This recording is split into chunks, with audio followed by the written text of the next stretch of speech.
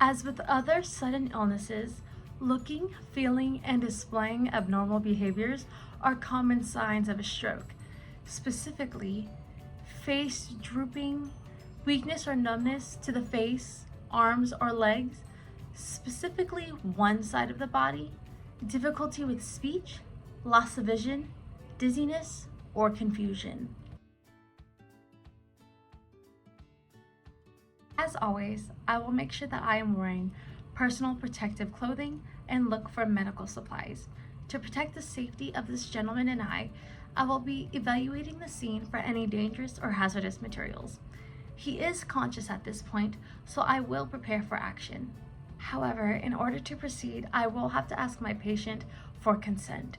This could be through being explicit, subtle, or under certain circumstances. When my patient gives me the all clear, I will start performing my standard treatment. Most importantly, initiating one person to call advanced medical personnel. First, we start with our primary assessment and take into account that my patient is responsive. With that being said, I will also check for non-threatening conditions. However, as I am visually examining this man, I notice his slurred speech. The right side of his face seems droopy more than the left, and he verbally states that when he was beginning to paddle, he was unable to use his right arm, all showing signs of a stroke, which indicates that we have to act fast with time. Next, we conduct any history following with our mnemonics such as sample and fast. FAST stands for face, arms, speech, and time. We ask the patient to smile to see if one side of the face droops. We ask the arms to raise both hands to indicate if any of the arms are drifting downward. Speech, we ask the patient to repeat a simple sentence to indicate any slurred words.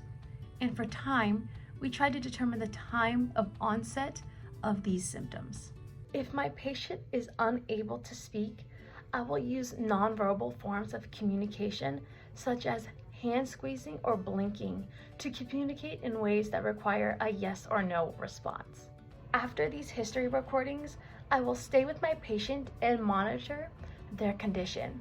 I will offer comfort and reassurance and have the patient rest in a comfortable position. Also noting that I do not give them anything to eat or drink during this procedure.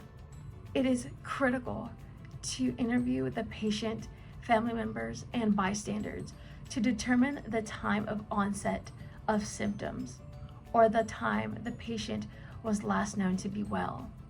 All this information helps with advanced medical personnel procedures.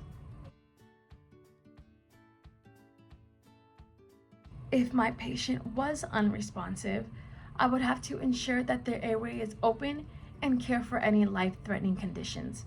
I will place one hand on my patient's forehead and the other under my patient's neck, creating the head to tilt and ensure that their airway is open as the tongue tends to block the throat. If fluid was in my unresponsive patient's mouth, I will have my patient lie in a side-lying recovering position to allow the fluid to drain out.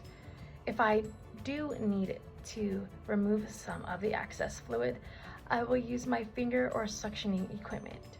Following through with that procedure, I will continue the primary and secondary assessment to conduct any history, waiting until advanced medical personnel arrives.